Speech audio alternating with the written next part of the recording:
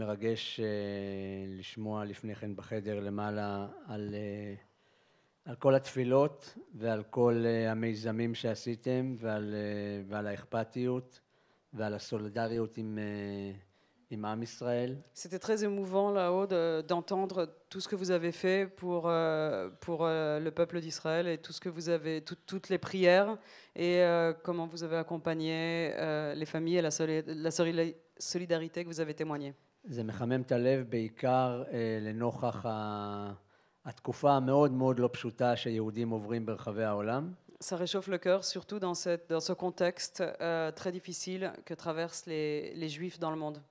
ולכן זה מראה על אומץ ומראה על אחדות של הקהילה הזאת. Et ça montre le courage de notre communauté. וזה ראוי להערכה. לשאלתך, רויטל. Maintenant, pour répondre à ta question, Revital. קודם כל, הבחירה לספר, אנחנו ארבעתנו, אני, אליה, אור ואלון, במשך 14 חודשים במנהרה, 50 מטר מתחת לאדמה. מדברים על זה המון, וכל אחד אומר מה הוא מרגיש ומה הוא יעשה ביום שהוא ישוחרר. ואני חושב שאצל כולם מתקבלת החלטה שאנחנו לא הולכים להסתיר כלום, שאנחנו הולכים לדבר על הדברים, בטח ובטח עם המשפחות שלנו והחברים שלנו. לא האמנתי שאני אכתוב ספר. אחרי שאני משוחרר ומסיים את שלב בית החולים בשיבא במשך 10 ימים, אני מגיע לכפר המכבייה ואני מבין שהחטופים ששוחררו לפני כן לא ממש מדברים, ואף אחד לא באמת מספר מה קרה, לא מספר לעם ישראל, ואז אני מקבל החלטה לספר גם לעם ישראל, ואחרי הביקור באום גם מתקבלת ההחלטה לכתוב ספר, שהעדות הזאת היא עדות היסטורית, היא חלק מההיסטוריה של עם ישראל, חלק מההיסטוריה והפאזל, החלק הקטן שלי בפאזל של 7 באוקטובר, ואני לא מוותר ויושב חודשיים וכותב את הספר. Alors, pendant notre captivité dans les tunnels, moi et les 3 autres otages avec qui j'étais enfermé, Alon Noël, Elia Cohen et Or Lévy, on se disait souvent qu'on allait raconter, qu'on allait témoigner, qu'on n'allait rien cacher. Chacun de nous expliquait ce qu'il allait faire quand il allait enfin sortir des tunnels, et on se disait que c'était très important de le dire, pas seulement à notre famille, mais de le dire à tout Israël, ce qui nous était arrivé, ce qu'on avait vécu. Et que aussi plusieurs otages qui sont revenus avant, ils n'ont pas partagé. Oui, c'est ça. Ouais, à la libération, à ma libération, après 10 jours d'hospitalisation, quand je suis sortie de l'hôpital, j'ai compris que les otages qui ont été libérés avant moi n'ont pas vraiment raconté. Et donc à ce moment-là, j'ai décidé qu'il fallait que j'en parle, qu'il fallait que je décrive ce qui m'était arrivé, ce qui était arrivé, que je témoigne. Et j'ai décidé de l'écrire. J'ai décidé d'en faire un livre pour laisser un témoignage historique et que j'étais une partie du puzzle, un morceau du puzzle de ce qui était arrivé le 7 octobre. En français, c'est toujours plus long qu'en hébreu. זה יותר ארוך תמיד בצרפתית מבעברית. Et j'ai mis 2 mois à l'écrire. נכון? חודשיים לכתוב. כן.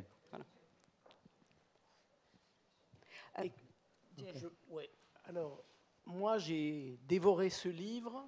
C'était extrêmement difficile. הוא בלע את הספר, הוא קרא את זה מאוד מהר. Et j'ai constaté... סליחה, מישום לא מדבר צרפתית פה? כולם מדברים, את לא מדברת צרפתית? אז אני צריך... אני אתרגם גם לעברית, נכון?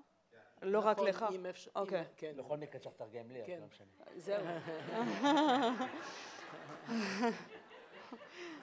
מזל שבאת. גם אמא שלי אומרת את זה. C'est une chance qu'il soit arrivé, qu'il soit venu ici. Voilà. C'est un livre très dur, זה ספר נורא קשה, très beau. Je voudrais vraiment féliciter les traducteurs pour la qualité du français, la clarté de l'écriture. Autant que je félicite l'auteur de l'avoir écrit en hébreu. וגם הוא אומר לך, כל הכבוד, שכתבת, איך שזה כתוב, ואני מסכימה. Élie, tu as été pendant tant de jours, 491, aux mains de gens qui sont des monstres. היית 491 ימים בידי אנשים שהם בעלות, מפלצות. אני יודעת מה אמרתי, מפלצות, אוקיי. Et pourtant, tu y as joué un rôle extrêmement important de soutien pour tes camarades. היית לתמוך, תמכת את הבני נוער שהיו שם במנהרות. Et tu as conservé, même dans ta description de ces gens qui ont été des monstres, une part d'humanité. ואפילו איך ציירת את האנשים האלה שהם היו מפלצות, השארת חלק, הנה, זהו. Alors ce n'est pas le syndrome de Stockholm, loin de là. זה לא syndrome Stockholm. Mais comment arrives-tu, après tant de jours, à décrire la petite part d'humanité de ces monstres? איך אתה מצליח אחרי כל כך הרבה ימים לתאר את החלק האנושיות של המפלצות האלה? טוב, ברגע שדוחפים אותי לרכב, כשחוטפים אותי מבארי ב7 באוקטובר, אני במשימת הישרדות, אני צריך לשרוד עבור הבנות שלי, זה מה שהבטחתי להם ברגע שלקחו אותי מהבית, ואני מתכוון לעמוד בזה, ואני מאותו רגע באיזושהי דרמה, באיזשהו במה של משחק, אני שם עליי איזשהו תפקיד ואני משחק אותו, וחלק מהתפקיד הזה, חלק מההישרדות, זה לנהל איזושהי מערכת יחסים עם השוביים שלי, עם הטרוריסטים של החמאס, כי אני מבין שמערכת היחסים הזאת תתמוך בהישרדות שלי ושל שאר החטופים, ויש לה כמה כללים. אחד מהם זה שאני באפס אגו, אני הולך להתחנן על כל דבר, אני הולך לכבד אותם, גם כשהם נותנים לי רבע פיתה במקום פיתה וחצי, אני אומר תודה. אני מאמין שמערכת היחסים הזאת גורמת לזה שאני אוכל לבקש יותר אוכל, היא גורמת לזה שהם ירביצו לי פחות, היא גורמת לזה שהם ישפילו אותי פחות, ואני משחק את המשחק הזה מההתחלה ועד הסוף, מנתק את הרגש שלי, אין מקום לרגש כשאתה במשימת הישרדות, ואני חוטף קצת ביקורת מהחטופים האחרים, איך אני מצליח לנתק את הרגש ולא בוכה כל הזמן, ואני פשוט יודע שזה פרק בהישרדות שלי, ועוד יגיעו עוד פרקים בהמשך, גם ביום שאני אשוחרר יגיע עוד פרק. א', אני אצטרך להתמודד בחוץ, אולי עם סיטואציה שבאמת אשתי והבנות שלי לא שרדו את ה7 באוקטובר, ועוד כמובן שיקום שאחרי, לכל דבר יש את הזמן שלו ואת הפרק שלו, ואני משחק את המשחק הזה מההתחלה ועד הסוף. Quand on me kidnappe, je comprends que ma mission, c'est la survie. Ce qu'il me reste à faire, la seule chose que j'ai à faire, c'est à survivre pour mes filles, pour la promesse que je leur ai faite quand j'ai été kidnappée. Je leur ai dit je reviens. Et c'est une promesse que je tenais absolument à tenir. Et j'ai compris que c'était un jeu dans lequel il fallait que je joue un rôle, et le seul rôle que j'avais à jouer, c'était le rôle de la survie. Il fallait que je survive envers et contre tout. Et pour survivre, il fallait gérer les relations avec les terroristes. C'est-à-dire que notre vie, notre survie dépendait de nos relations avec eux. Il fallait mettre l'ego de côté. On avait zéro ego, on suppliait tout le temps, on suppliait pour tout, on suppliait pour manger, pour avoir un quart de pita en plus. Et si jamais on arrivait à l'obtenir, il fallait dire merci. Les relations avec les terroristes, c'était de ça que dépendait si on pouvait demander encore après, si on avait moins de coups, moins d'humiliation. Et j'ai joué ce jeu jusqu'à la fin, en mettant complètement de côté mon ego, mes sentiments. Et parfois, les autres me critiquaient pour cette capacité que j'avais à mettre de côté mes sentiments. Mais c'était la seule façon qu'on avait de survivre. Donc j'ai géré la situation pour après aussi, pour après la libération, pour retrouver mes filles, pour guérir. retrouver les filles, לחזור אל הבנות. אני נצמדת כל פעם למשפט שאני אצטרך לומר אותו גם בצרפתית וגם בעברית. כי שני לילות לבנים עם אלי וספר בצרפתית. לא הצלחתי להוריד מסטימצקי, לא הצלחתי להוריד את הספר בעברית, וקראתי את המשפט בצרפתית ואמרתי, רגע, זה מזכיר לי את ויקטור פרנקל, איש גדול. Révital a passé 2 nuits blanches avec Ellie à lire son livre, en français, parce qu'elle a eu du mal à le télécharger en hébreu. Et dans le livre, elle a trouvé la phrase de Frankel. משפט ששמעת אותו, קיבלת אותו מהירש, משפט, celui qui a un pourquoi, למה, peut supporter tout le comment. האיש שיודע למה, יכול להתמודד או לשאת את האיך. ומשפט כל כך עמוק, כל כך חשוב, משפט שיש בו בעצם גם את הסיפור של הירש, ואת התרבות ואת המשפחה שהוא מגיע ממנה, אבל גם חלק מההוואי הזה שהיה לכם, זמן איכות שהיה לכם בין ארבעתכם, ושהייתם מדברים בו גם פילוסופיה, גם אמונה, וגם דברים יומיומיים וטריוויאליים, הישראלים בתאילנד למשל. Alors, en lisant le livre, Révital est tombée sur la phrase de Frankel qu'elle trouve absolument essentielle, c'est-à-dire celui qui a un pourquoi peut supporter tous les comment. C'est une phrase racontée par Hirsch qui a partagé un échange philosophique avec les autres otages dans le tunnel, avec Alon et avec Elia, et que cette phrase m'a rappelé le grand auteur Viktor Frankl, et qui fait partie aussi du monde culturel de la famille de Hirsch. Et je pose la question, אני שואלת את השאלה, בתוך השיחות האלה, שיש בהם גם ברומו של עולם, גם שיחות גבוהות, וגם שיחות על יום-יום, ושיחות על מה נעשה אחר כך. מה שמהדהד לי בראש זה צלילה, לצלול בתאילנד או בפיליפינים. Alors, Révital a été arrêté par le fait que dans ces cellules, dans ces tunnels, ils échangeaient également entre otages, ils échangeaient aussi des conversations de tous les jours, des souvenirs de leur vie d'avant. Et une des anecdotes qui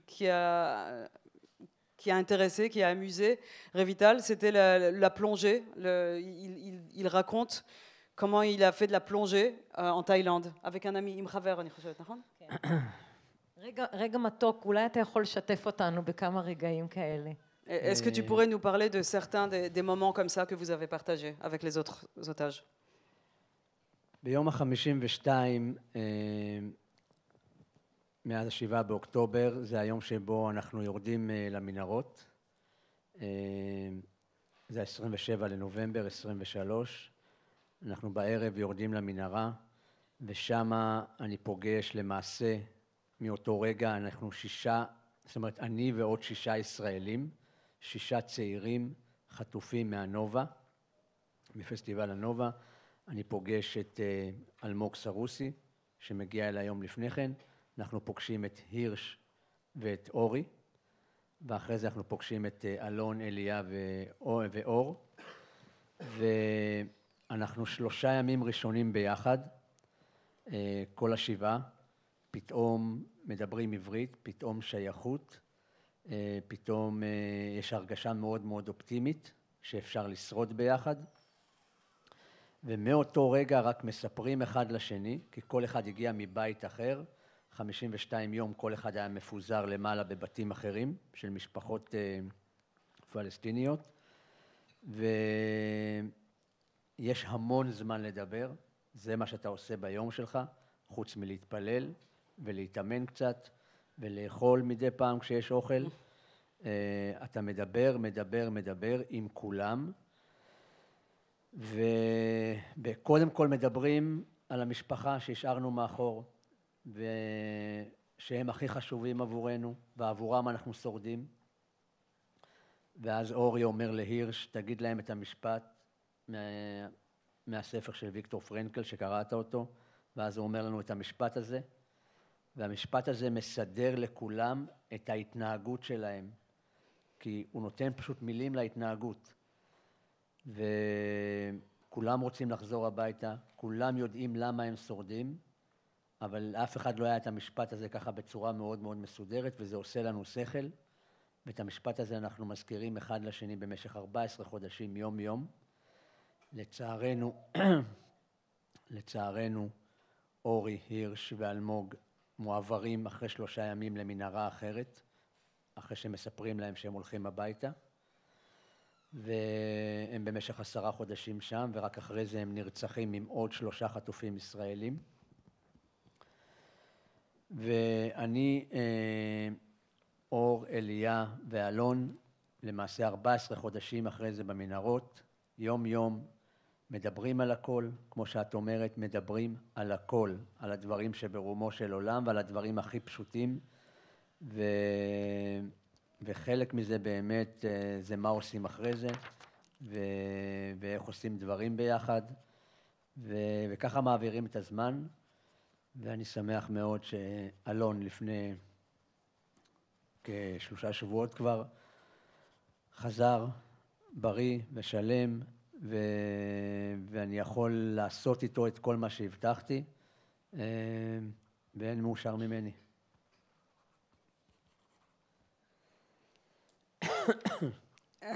Alors, le 52e jour, au moment du cessez-le-feu, au moment où on descend dans les tunnels, le 27 novembre, je rencontre 6 autres otages, des jeunes qui ont été kidnappés du festival Nova. Donc on est 7 en tout. Moi, Almog Seroussi, Hirsch, Goldberg Pauline, Ori Danino et les 3 autres qui vont rester avec moi jusqu'à ma libération, Or Lévy, Alon Noël et Elia Cohen. Pendant 3 jours, on reste ensemble tous les 7. On parle hébreu. Ça nous donne une énorme vague d'optimisme. On se raconte des anecdotes, on a un sentiment d'appartenance très fort. On se raconte les anecdotes de ce qui s'est passé pendant les 52 jours où on était chacun dans une famille. On parle beaucoup, on prie beaucoup, on mange parfois. Et on parle beaucoup de la famille et de l'importance de la famille. Et Ori demande à Hirsch de lui dire cette phrase, de nous redire à nous tous la phrase qu'il lui a dite, la phrase donc de Viktor Frankl. Et cette phrase, celui qui a un pourquoi peut supporter tous les comment. Et c'est une phrase qui va nous guider. C'est une phrase qu'on se rappelle tous les jours. Et c'est une phrase qui nous rappelle pourquoi on doit survivre et qui va changer notre comportement à tous. Malheureusement, Ori, Hirsch et Almog sont emmenés dans un autre tunnel. Quand nous, on pense qu'ils vont être libérés, en fait, ils sont emmenés dans un autre tunnel où ils vont être exécutés au bout de 10 mois, assassinés au bout de 10 mois, avec 3 autres otages israéliens. Donc Ahmed Gan et Eden Yerushalmi. On reste avec Or, Elia et Alon dans les tunnels et on parle de tout. Comme tu as dit, Revital, on se raconte des anecdotes, on parle beaucoup de ce qu'on fera après, quand on sortira, quand on sera libre. Et c'est comme ça qu'on passe le temps. Et Alon vient a été libéré le 13 octobre, ça fait déjà 3 semaines. Il est libre et il est bien portant. Et on va tenir la promesse, on s'était fait plein de promesses et on va les tenir. Et je suis heureux. Voilà, très heureux. Alors, dans le cheminement du livre, il y a des moments extrêmement forts qui sont des moments où tous les 4, vous allez partager des choses importantes, mais où tu vas apparaître comme le pilier de ce groupe de 4 personnes. Et ce qui est très impressionnant, c'est par exemple des phrases comme le sentiment qu'Alon n'est pas en mesure de tenir, il est plus jeune, il a moins d'expérience et sans doute moins de capacité à répondre à la situation, à gérer, comme on dit, le stress, la crise et peut-être même la question alimentaire. Et tu vas lui dire quelque chose d'exceptionnel. Tu lui dis, parle-moi de quelque chose de beau advenu dans ta vie, quelque chose de bon, de récent. Et donc, il y a même un trait d'humour. Je rentrais juste d'un voyage de 8 mois à l'étranger. Où ça? Au Vietnam, dit-il à voix basse, puis aux Philippines. Alors quand tu lui dis, c'est génial, raconte-moi, parle-moi, il dit, mais les 8 mois entiers, et toi tu lui dis, oui, pourquoi tu as un autre truc plus urgent à faire maintenant? Et ça, je trouve qu'il y a quelque chose dans le vécu juif d'arriver, on se rappelle de blagues dans le ghetto de Varsovie, encerclé par les nazis, où des gens arrivaient à faire des traits d'humour. Je pense que cet humour-là, c'est une vraie protection contre les situations les pires, et on peut parler vraiment d'une des pires situations, celle que vous avez vécue. אז אתה מספר בספר שאתם שיתפתם הכל, והיו רגעים ממש ממש חשובים, ואחד מהרגע החשוב זה כשאתה ראית כן, תודה רבה. אוקיי, תודה. שאלון, תודה. שאלון לא היה, אתה שמת לב שאלון לא מסוגל לשחוד, שהוא תמים מדי, ואתה מנסה לעזור לו להתגבר, ואתה אומר לו, תגיד לי משהו חיובי, תגיד לי משהו טוב, תגיד משהו חיובי. ואז הוא אומר שאני חזרתי מווייטנאם, עכשיו עשיתי טיול בעולם, 8 חודשים, אז אתה אומר לו, תספר לי, ואז הוא אומר, מה, הכל? כל 8 חודשים? ואתה עונה לו, למה, יש לך משהו יותר חשוב לעשות עכשיו? וההומור הזה, זה מזכיר את ההומור שהיה קיים גם באושוויץ, אצל פרדון, סורי, אוקיי, בגטו של, כן, תודה. וזה משהו נורא חשוב בתרבות היהודית. וזה בצרפתית, הוא לא משנה לו, כן? את רוצה שאני אקרא בכל זאת, לא? לא, לא. לא? בסדר, תודה. לא, הוא מכיר את זה, כן. אוקיי. זה העניין של ההומור כל כך חשוב לכם בוודאי שם, 1000 מונים, אבל לנו, הקוראים, זה גם חשוב. כי הספר כתוב בצורה מאוד קולחת, מאוד real time. אנחנו איתך, עם החבר'ה, ממש כשזה קורה, ולנו קשה, ואנחנו לא שם.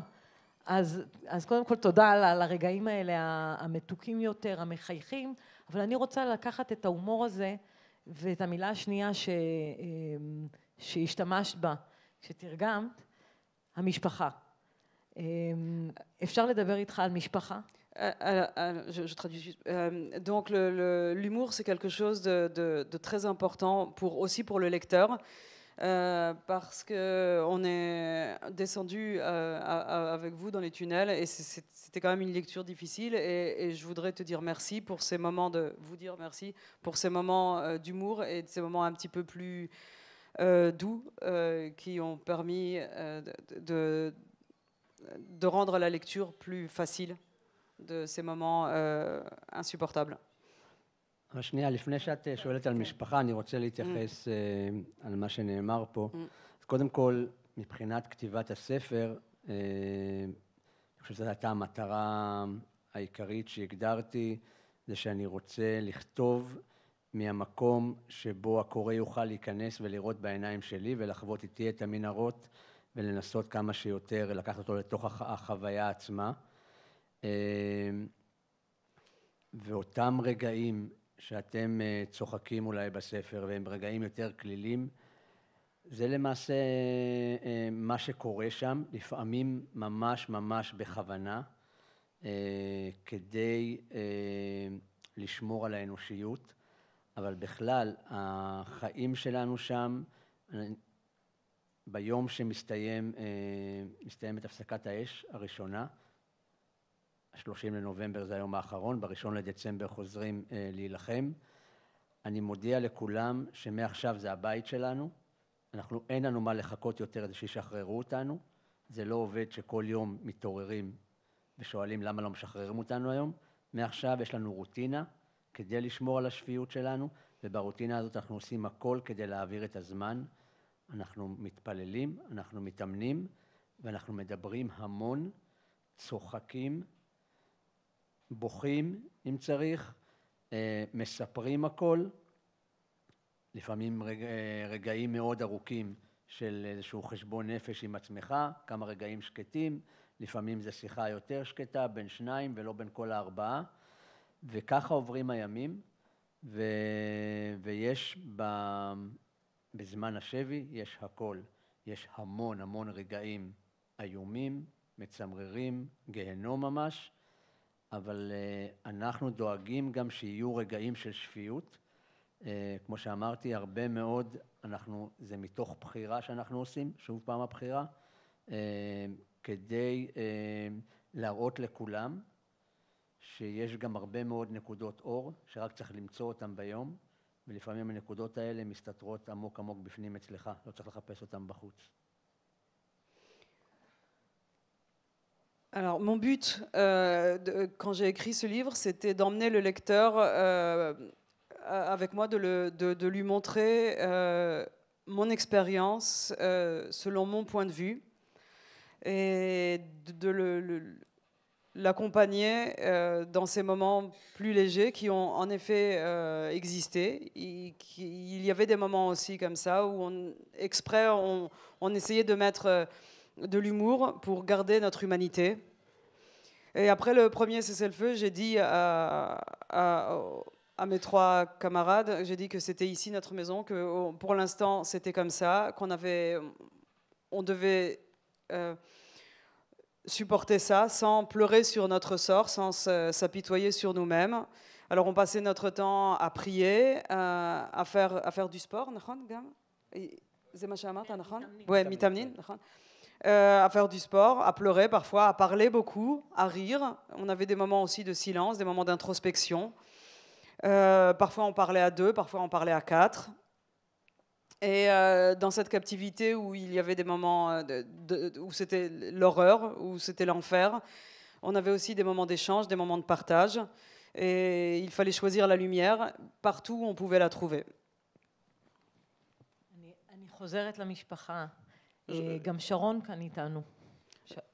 Je reviens à la famille et Sharon, le frère d'Eli, est là avec nous. כשאני קוראת את הספר,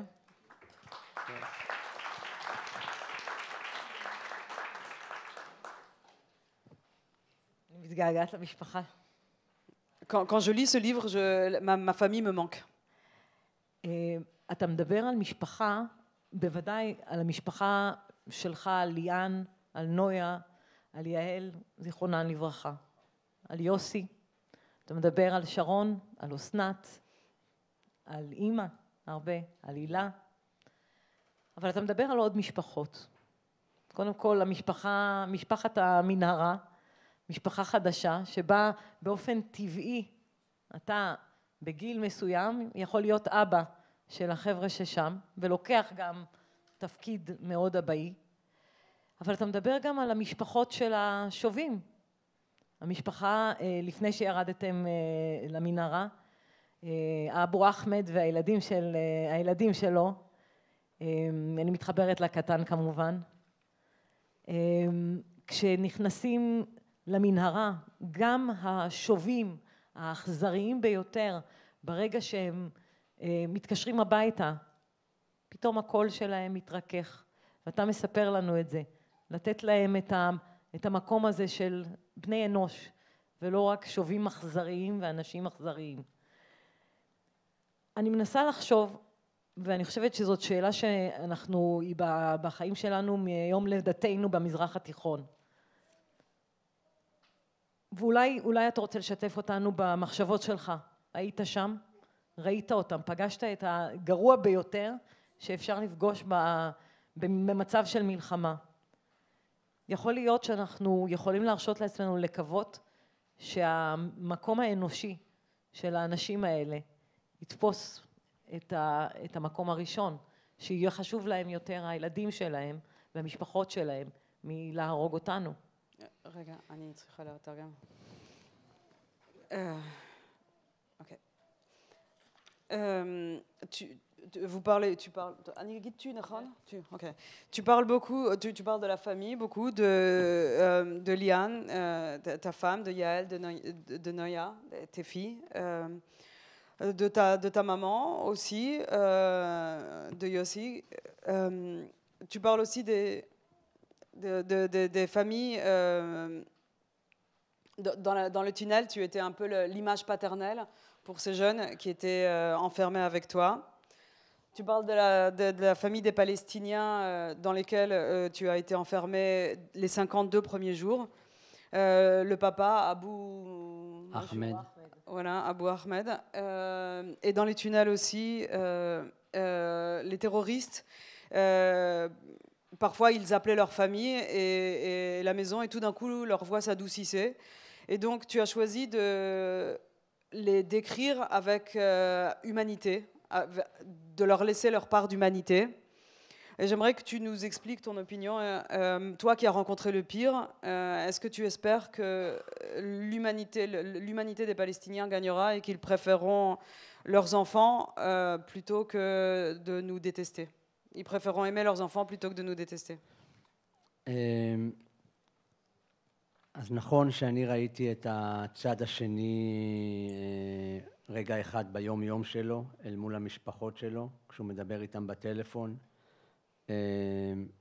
זה נכון. עם זאת צריך לזכור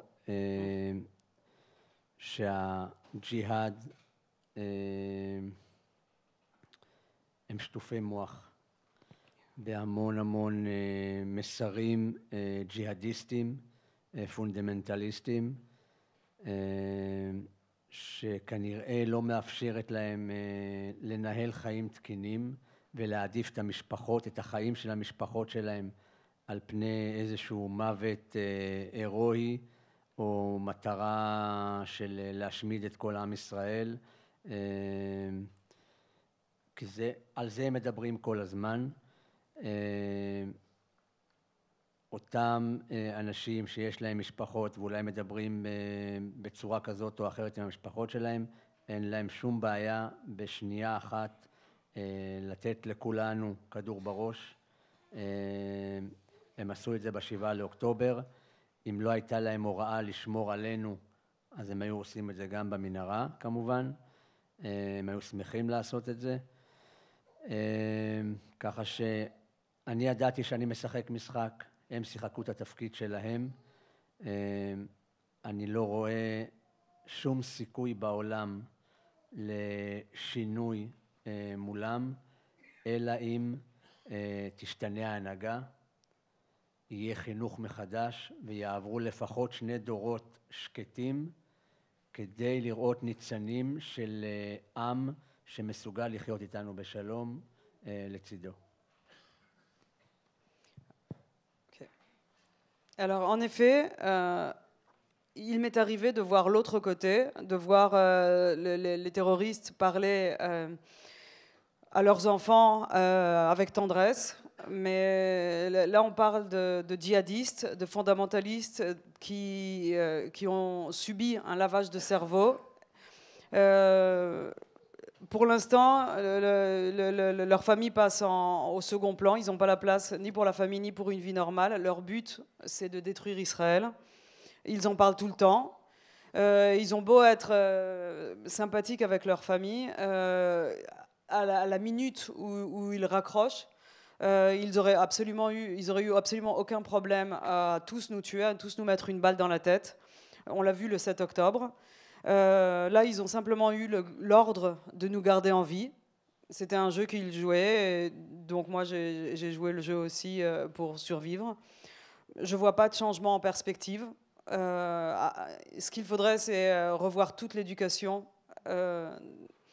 Et avant deux générations,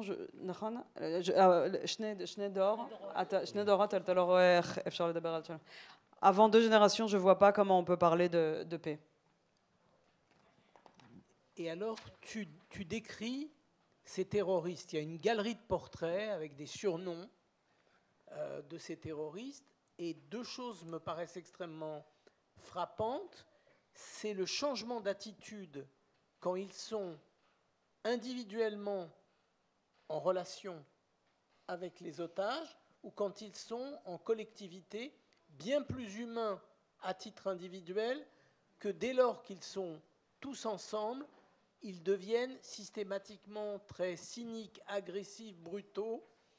Et donc, tu poses aussi une autre question pour rester sur le volant de ces terroristes. Est-ce que ces terroristes agissent par idéologie? C'est une question que tu poses dans le livre. Ou est-ce qu'ils agissent par intérêt économique, même si ça sont les motivations de ces terroristes et qu'elles ne changent pas grand-chose dans leur attitude, mais tu poses cette question et ce serait bien aussi que tu nous dises quel est ton sentiment sur les motivations de ces terroristes, intérêt économique ou adhésion idéologique au Hamas. אז אתה מתאר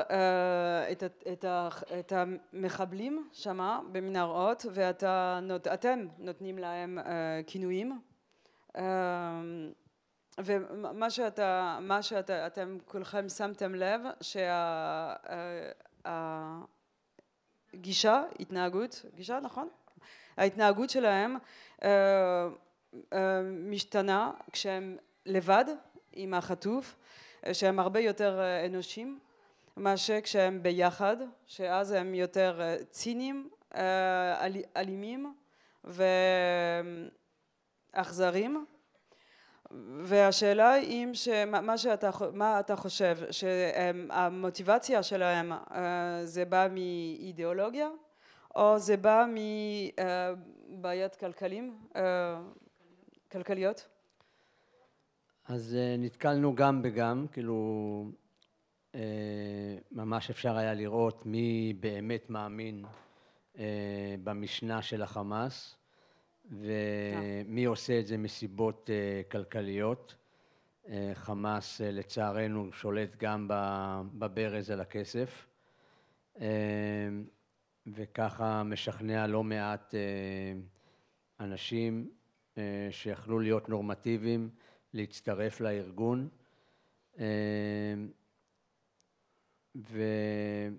ובאמת ההתנהגות שלהם היא התנהגות של עדר, כשהם יותר מבן אדם אחד מולנו, אנחנו רואים איך ההתנהגות שלהם משתנה, הם באמת יותר משפילים, הם רוצים להראות אחד לשני כמה הם חמאסניקים יותר טובים, כאשר הם משפילים אותנו יותר, זה חלק מההנאה שלהם, זה יותר בקרב הצעירים מאשר בקרב המבוגרים, שהם יותר טיפה אחראים, חלקם הגדול גם עבד בעבר בישראל, והם חלקם אפילו יודעים כמה מילים בעברית, ולכן ניתן לראות את השוני בין אחד לשני. רואים שהמבוגרים הם יותר דתיים, והצעירים הם באמת שם מסיבות כלכליות, והם שטופי מוח לחלוטין, ואת זה אנחנו מזהים, ולכן אנחנו גם יודעים ממי לבקש דברים ובאיזה שעה, ומי מאיתנו מבקש מהם. Donc les deux, en fait,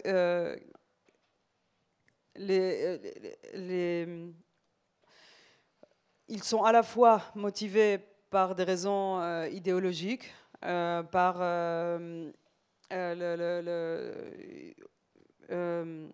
qui a la foi dans ce que dit le Hamas, et ils sont également motivés par des raisons économiques. Et certains, c'est l'argent qui les motive parce que le Hamas aussi a l'argent. Donc certaines personnes, enfin certains des terroristes se joignent au Hamas pour avoir de l'argent, pour gagner leur vie. Mais on a remarqué en effet qu'ils ont une attitude de troupeau et de groupe, que leur attitude change complètement quand ils sont ensemble.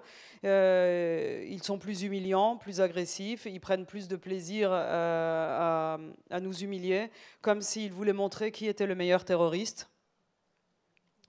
Les jeunes sont plutôt motivés par des raisons économiques et ils ont aussi subi énormément de lavage de cerveau. Les plus vieux ont souvent travaillé déjà en Israël, souvent ils sont plus religieux. On arrive à identifier, à les comprendre, à comprendre qui est motivé par quoi, et c'est comme ça qu'on s'adresse à eux et qu'on sait à qui demander et qui demande à qui, quel otage demande à quel terroriste. Okay. Ma dernière question, elle est courte, שאלה אחרונה היא קצרה. אז אני אומר אותה בעברית ובצרפתית.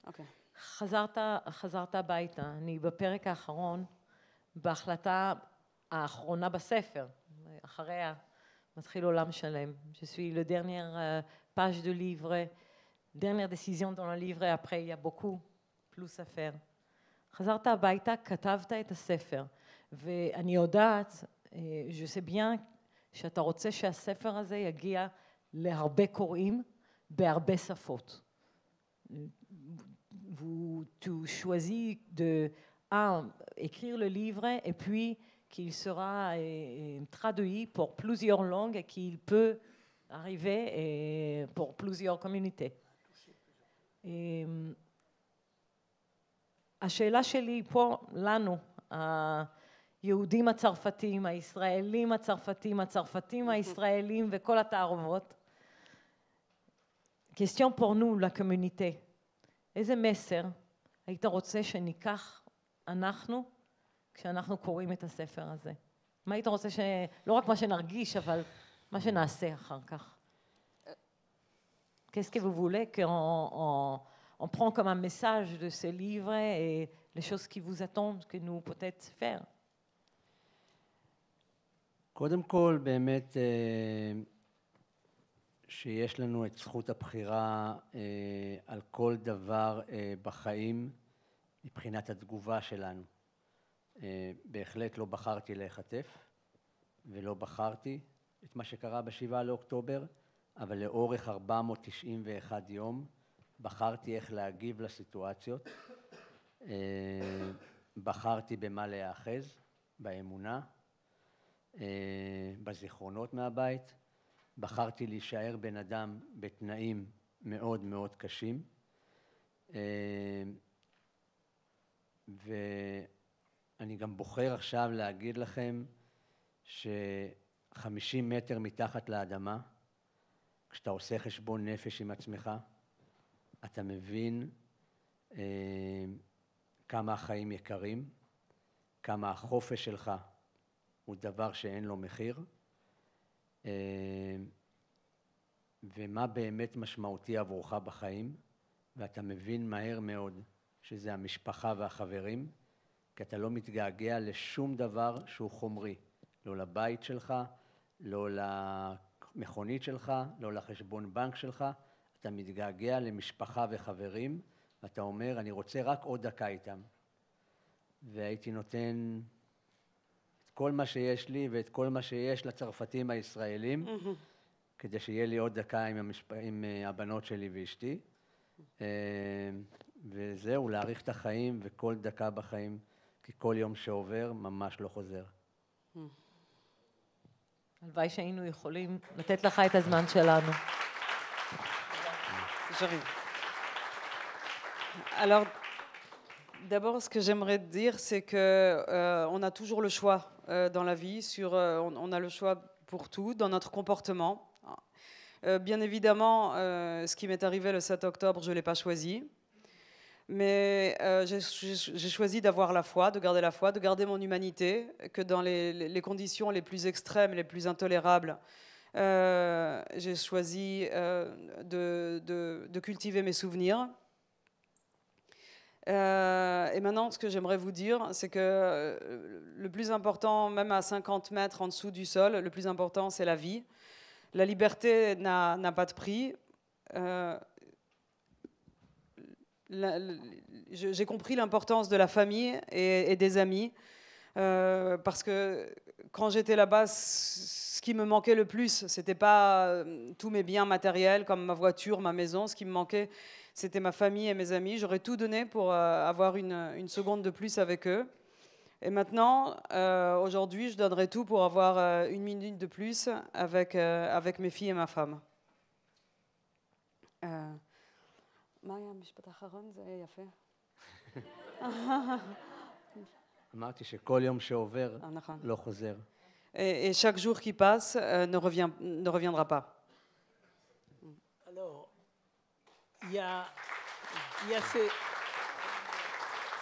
cette expérience personnelle que tu as vécue avec tes camarades otages, et il y a de temps en temps, dans le livre, des messages qui vont bien au-delà de l'expérience personnelle, et je voudrais te faire réagir dessus, notamment le fait qu'à plusieurs reprises, quand il y a des changements de lieu, vous avez la crainte, tous ensemble, que la foule vous voit et puisse vous attaquer, et dans ce cas, le pire du pire, puisque les terroristes du Hamas en viennent à être vos protecteurs, ce qui est quand même paradoxal.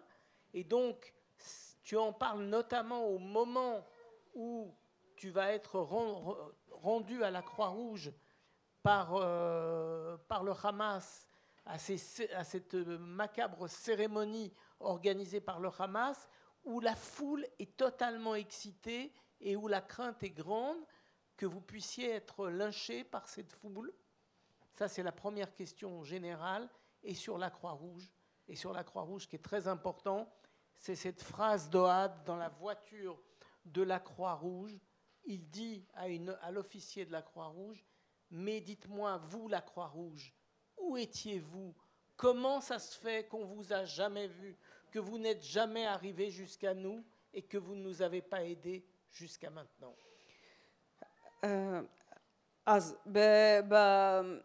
בתוך הספר אתה מתאר את החוויה האנושית, החוויה שלך עם החטופים האחרים, אבל יש גם, מסרים שהולכים מעבר לחוויה האנושית, למשל כשאתם מחליפים מקום, אתם מאוד מפחדים מהקהל, מהאזרחים, אוכלוסייה האזרחים, אתם מפחדים מהלינץ' כל כך שאפילו החמאס נהיה את העוגן, לא, את מגנים עליכם, תודה. ולמשל במשך הטקס הגרוטסק הזה עם הצו האדום בסוף, ואתה מתאר איך הקהל הם לגמרי שמחים וחוגגים. זה שאלה ראשונה. ויש עוד שאלה, זה על הצו האדום, הוא רוצה שאתה תזכיר לו איך אוהד בתוך הרכב אמר לצו האדום, איפה הייתם, למה לא עשיתם כלום בשבילנו? אז כמו שאמרתי, אני פוגש לא מעט פעמים בכל מיני צמתים אוכלוסייה אזרחית. בפעם הראשונה זה ב7 לאוקטובר, מחוץ למסגד. אותם אזרחים מושכים אותי מהרכב ומכים בי בידיים חשופות, וילדים מעליי עם כפכפים מרביצים לי על הראש. זאת הפעם הראשונה שאני נתקל באוכלוסייה אזרחית שלא נחשבת לחמאס, למחבלי חמאס. לאחר מכן 52 יום בבית, המחבלים והמשפחה עצמה, שאנחנו אצלהם בבית, מפחדים מאוד שמישהו יראה אותנו מבחוץ, מישהו מהאזרחים, כי אז הם ייכנסו לתוך הבית והם יהרגו את כולנו, אולי כולל את אנשי החמאס והמשפחה עצמה.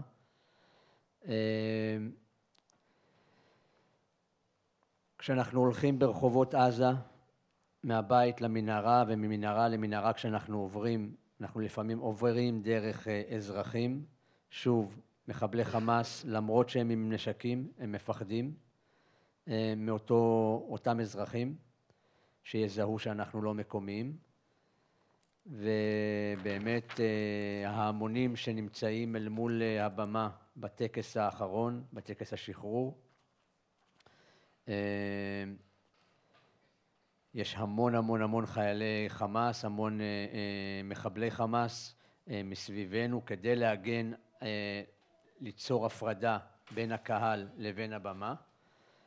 עדיין הקהל הזה יכול, האירוע הזה יכול לצאת משליטה, והקהל יכול בכל שלב להגיע עד אלינו.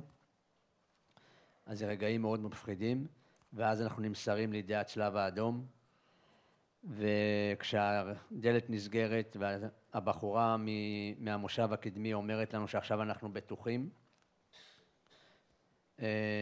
אני קצת בוכה, משחרר את המוד של ההישרדות, ואוהד שואל אותה ישר, איפה הייתם במשך 500 יום, למה לא הגעתם אלינו? והיא טוענת שהם רצו, אבל חמאס לא נתן להם. ואת זה אני גם שואל באום, בנאום שלי באום, איפה היה הצלב האדום? איפה היה ה-UN? לדאוג לנו כחטופים. ואני אשאר כנראה עם השאלות האלה עוד הרבה מאוד זמן. אני מקווה שהם יישארו עם השאלות האלה ששאלתי אותם באום. והלוואי נראה בעתיד דברים שונים מהארגונים האלה.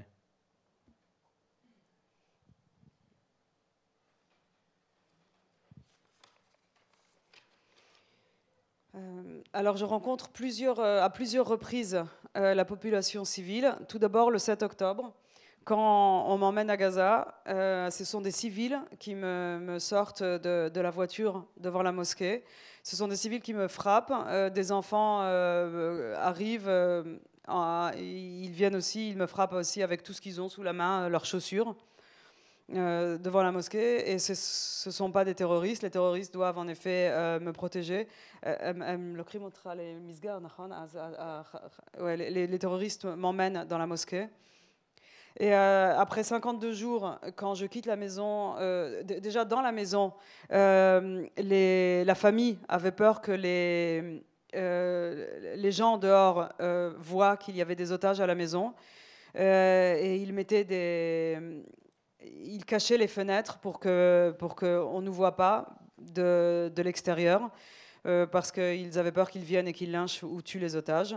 Et quand on passait d'un tunnel à l'autre, il y avait également des civils excités et agressifs, et le Hamas avait très peur. Même si le Hamas était armé, ils avaient peur que la foule vienne nous lyncher. Et enfin, pendant la cérémonie de libération, il y avait énormément de terroristes du Hamas qui se mettaient entre l'estrade, et la foule, pour que les choses, pour pas perdre le contrôle de la situation. Et enfin, quand j'ai pu entrer dans la voiture de la Croix-Rouge, quand la porte s'est fermée et que la dame de la Croix-Rouge nous a dit qu'on était enfin en sécurité, moi, j'ai pleuré un peu et j'ai quitté ce mode de survie. Ohad, lui, il a demandé des comptes. Il a demandé pourquoi est-ce que la Croix-Rouge n'était pas venue, pourquoi il les avait jamais vus pendant les 491 jours. Ce à quoi la dame de la Croix-Rouge a répondu que le Hamas ne les a pas laissés passer.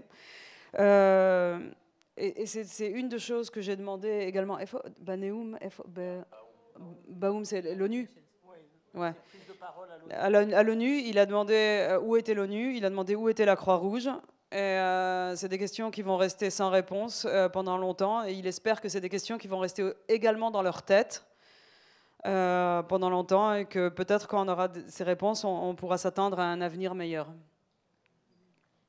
Un dernier mot, רויטל, avant qu'on conclue. dernier mot, droit de question. אני רוצה, שרון, בבקשה שתצטרף. כי אני רוצה לשמוע אותך גם. אני קוראת אותך בין השורות. בוא לפה. יש כיסא, יש כיסא. אפילו למשפט אחד זה יעזור, לשמוע אותך. אתה יכול לבחור, אנחנו אפילו לא שואלים את השאלה, רק מזמינים אותך לספר לנו אולי גם ככה, אתה יכול לספר גם איך הוא היה בתור ילד, בתור אח גדול. אתה גדול ממנו. Alors, tu peux raconter ce que tu veux, tu peux même raconter comment il était comme grand frère quand vous étiez enfant. טוב, אז קודם כל ערב טוב, ותמיד מרגש להיות בטח בתוך קהילה יהודית, תומכת. אלי תמיד היה חכם, הכי חכם במשפחה, תמיד אפשר היה לסמוך על כל עצה שלו. ותמיד הוא חשב קדימה הרבה יותר מאחרים, ואיך להסתכל על החיובי ועל מה שמקדם באמת. לפחות ה-16 חודשים שאלי היה שם, וכמעט שנתיים שיוסי עד שארונו הובא לקבורה, ידענו מהרגע הראשון שאין לנו ברירה בסיטואציה כל כך בלתי הגיונית, זה לעשות את הדברים בצורה הכי טובה, שאנשים יתחברו אליה, לא רק בישראל, אלא בכל העולם. ידענו שאנחנו נצטרך להיכנס לכל הדלתות של המנהיגים שקובעים את סדר היום העולמי, ובטח את סדר היום המקומי בישראל, כדי להשפיע בצורה הכי מהירה, להשיב את כל החטופים הביתה, וזו הייתה הבחירה שלנו מהרגע הראשון, כי ידענו שאין לנו ברירה לוותר לרגע, או להיכנע לטרור הזה. אני כמו כל האחרים הייתי באותו מאבק, מבוקר עד לילה.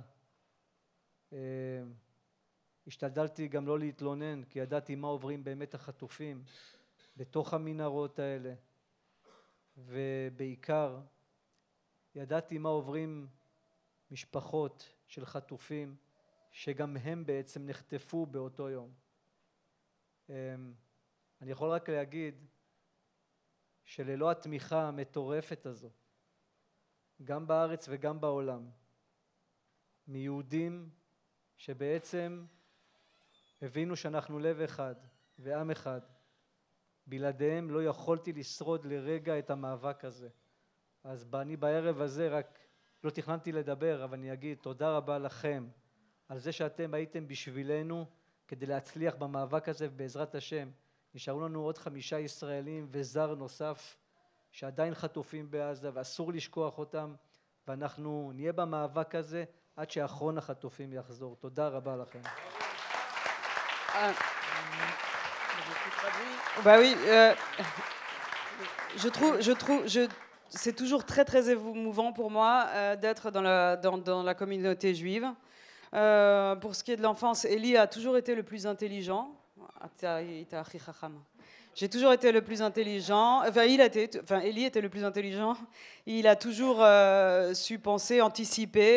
On était sûr que ses conseils étaient les bons. Voilà, et pendant l'année et demie où Eli a été en captivité, et pendant les 2 ans avant que le corps de Yossi ne soit rendu, on savait qu'on n'avait pas d'autre choix que de se battre, qu'il fallait rassembler les gens autour de cette cause, qui était la plus importante. Il fallait faire pression pour ramener les otages, pour libérer les otages le plus vite possible, parce qu'il n'y avait pas le choix, il n'y avait pas le temps. Et comme tout le monde, je savais qu'il ne fallait pas que je me plaigne, parce que ce que vivaient les otages était pire que tout. Et les familles des otages ont été finalement enlevées également, et ont été aussi kidnappées le même jour. En tout cas, ce que j'ai compris, c'est qu'en Israël, en France, tous les Juifs sont ensemble. Tous les Juifs, c'est un cœur, un seul cœur. Et c'est pour ça que je voudrais vous remercier. Vous m'avez aidé à survivre, vous m'avez soutenu dans ce combat. Il reste encore 4 corps à... 5, pardon. 6 corps. 6 corps d'otages. Oui, oui. Ok. Il reste encore des corps et le combat ne s'arrêtera pas. 6 corps d'otages. Il reste 6 corps d'otages et le combat ne s'arrêtera pas tant qu'on ne les aura pas tous ramenés.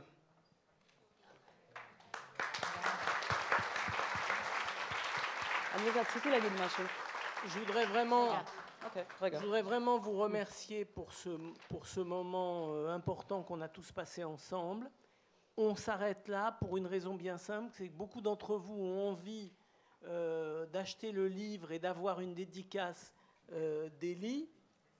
Donc, nous allons nous permettre de vous proposer d'acheter le livre dehors et d'attendre un tout petit instant, parce qu'on va vous emprunter Eli pour 2 minutes afin qu'il puisse descendre dans un gala pour la Viso où tout le monde l'attend aussi, juste pour que le public puisse le saluer, et il remonte immédiatement pour vous dédicacer les livres. Donc excusez-nous de ce petit contretemps, mais beaucoup de nos amis qui sont allés au gala ont aussi envie juste de le saluer.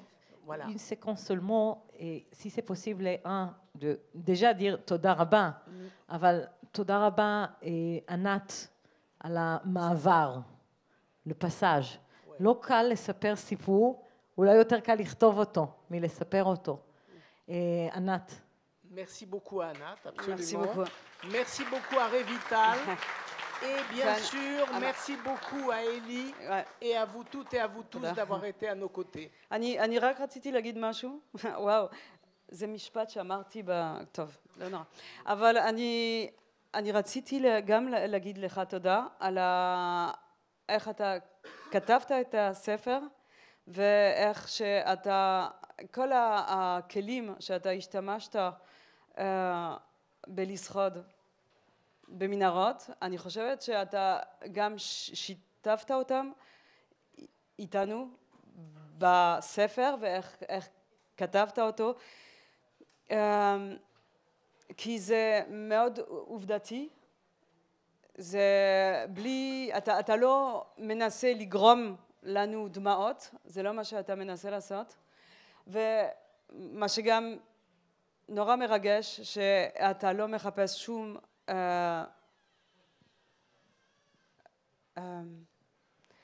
ונז'נס? טוב, תודה. נקמה. אז זה יכול להיות קצת מוזר, אבל היית יכול להרגיש שאנחנו לא חיינו את מה שאתה עברת, אז שגם אנחנו נסבול קצת.